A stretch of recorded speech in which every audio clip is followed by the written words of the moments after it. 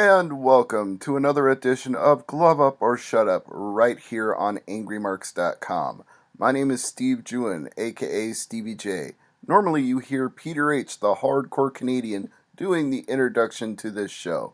However, he's working until midnight tonight, and that's not going to work out for me, unfortunately, because I have multiple Bellator interviews coming up in the next few days. Now, I did try to find an alternate for him tonight. I did contact our good friend and occasional podcaster on this network, Peach Machine, but he's teaching boxing at a local gym and he can't make it either. So, you're just left with me tonight, and it may be a little bit shorter show than usual, but I'm still going to give you all the news, plus preview Bellator 163 this Friday, and talk about the UFC Fight Night in Mexico City. Here's the news that's breaking right now as I'm recording the show, starting with Luke Rockhold being pulled from his rematch with Jacare Souza on November 26th in Australia. He suffered a knee injury, and he's no longer available for UFC Fight Night 101. And Jacare Souza may not even fight on the card. They may not find him a replacement opponent because he wants to move on. If he's not getting Luke Rockhold, then to heck with it. He just wants to go right on ahead and take Michael Bisping. Meanwhile, Bisping has little to no interest in that fight. He wants to fight George St. Pierre, who, as we all know, is in limbo right now with UFC, with his lawyer calling his contract with UFC equivalent to modern-day slavery, which doesn't seem to bode well for things working out between George St. Pierre and the new owners of UFC, they being WME IMG. So this really puts the middleweight picture into a big mess, because at least with Rockhold fighting Souza in a rematch from their Strikeforce days, we could have found a new contender for Bisping with that fight. That no longer seems to be in the cards, so we'll see how that plays out. An unfortunate injury there to Luke Rockhold, scratching what could have been a huge fight down the line. We also have John Jones news. What week don't we have John Jones news, right?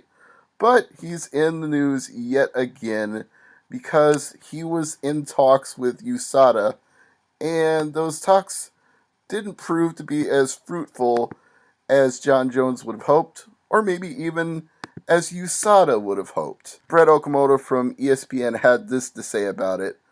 The arbitrators are paid $325 an hour, 3 of them to a panel. The cost is split between UFC and the fighter, and the hearing began on the morning of October 31st. I don't know how many hours they got paid $325 per hour, but however many hours that meeting lasted, they didn't decide anything. They couldn't reach a consensus on how to resolve the issue between Jones and the Nevada State Athletic Commission over his drug test failure. So, he's going to have a hearing at some point. You know Jones, he's maintained his innocence. He thinks the drug test was erroneous. He thinks maybe it was a supplement. Who knows what he thinks. But his attorney said, and I quote, "We think that before Nevada hears the case, it would be useful for them to see how these arbitrators analyzed the same facts and came to the decision that they're going to come to." It seems to me that his attorney, Howard Jacobs, thinks that even though nothing came out of this arbitration hearing, no decision was reached, it still looks positive on the whole when they actually have the hearing in front of the Athletic Commission. If they look at those results, apparently they'll agree that Jones is innocent. How that can be the case when both his A and B sample came back positive, I don't know, but make of that what you will. Now we have some Conor McGregor news. Now, I apologize if I butcher this name in advance. I've got most of these guys down. I know Khabib Nurmagomedov, but I don't know his father's pronunciation, so I'm going to guess it's Abdul Manap. And if I'm wrong, I apologize to him and to Khabib. But according to Abdul, Khabib was given 2 different contracts to fight Conor McGregor at UFC 205. I'll quote him directly here. "By sending a contract to Khabib, the UFC reduced the overall cost of UFC 205 by $4 million. McGregor wanted to fight for 6 or 7 million and Alvarez for 1 million. He's referring to Eddie Alvarez here. Let me go on. At this point, Khabib was sent 2 contracts and he signed them. Alvarez and his wording here makes no sense, but this is a direct quote. Alvarez with McGregor then calmed down because nobody wanted to fight Khabib. As a result, Alvarez will earn $500,000 and McGregor around $3.5 million. There are some bonuses, but the fact is they have the fees, that's for sure. Khabib was offered $100,000 compensation for the canceled fight. He refused and said, "Give me the opportunity to fight the best." On the same evening, he was offered a fight with Michael Johnson for the same fee. Basically, the implication here is that Khabib was used to pressure Conor McGregor and Eddie Alvarez into more favorable terms to UFC. Like, if you don't accept our terms, we'll give you the fight with Khabib because he's already signed a contract to take the fight. But of course, this is his father's comments. He's biased, so take that with a grain of salt. You don't have to necessarily believe him. He's got his point of view. Although the contracts are out there, you can see the 2 contracts that Khabib was offered. If you go to MMA Mania, they're both up and available to view, so that may be some evidence to support his claim. Apparently, Ronda Rousey is hinting at retirement, even though she's coming back to main event UFC 207 in a title fight with Amanda Nunes.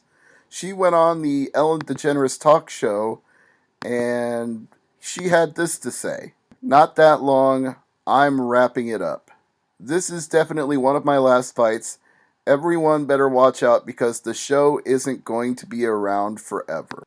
Well, she didn't give a number on how much longer or how many more fights she would have, but she does seem to be indicating that maybe she's just not happy with the new ownership of UFC, or maybe the thrill is gone for her now that she can't dominate people the way she used to once Holly Holm showed her that she was vulnerable to being beaten and that she wouldn't go undefeated for her career. Honestly, I never thought she would. I always thought somebody somewhere would beat her, even though people tried to argue that point with me here on the show and on YouTube. I always maintained that somebody somewhere would come along and solve the Ronda Rousey puzzle, and it just so happened Holly Holm was the first one to do it. Nobody goes undefeated in this sport unless they take one fight, win it, and retire 1-0. That's about the only way in MMA that you stay undefeated. Cyborg had a reaction to Rousey saying that she might retire. Needless to say, I don't think she's too down with that. If Ronda retires and Conor takes years off, who is going to make up 56% of pay-per-view buys? Team Cyborg says introduce the featherweights.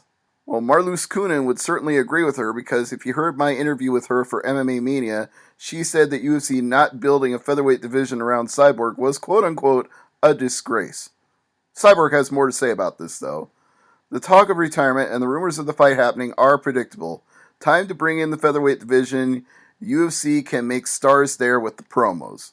Maybe they can. If people are really interested in Cyborg, they can really do a number with the featherweight division and make it big as, or even bigger than, the bantamweight division. After all, Cyborg had a fight that went on at, midnight, 1 in the morning, and it did over 1 million viewers, so obviously there's some interest there. People will tune in to see Cyborg fight. Maybe just the name and the legend of her is big enough that they can put her in there and just about anybody will want to see her fight. And she's already a champion in Invicta, so if they wanted to do so, they could just transfer and say, well, she's the Invicta champion, so she's the UFC champion. Or they could give her a fight against whoever the best available featherweight is, somebody the caliber of, say, Marloes Coenen. And if she wins that fight, crown her the inaugural UFC featherweight champion. There are ways to do this to build the division around her. It's not impossible. They can make this happen if they want to. So let's transition from that news to a little bit of Bellator news. They've made some announcements in the last few days, and I'll share a few of them with you. They've added 2 new fights to Bellator 168, which takes place in Florence at the Mandela Forum on December 10th. It's going to start early in the day, though. Don't expect to watch that one late in the evening unless they do a tape delay replay. You're going to need to watch it at 4 p.m. Eastern in the afternoon on Saturday, December 10th.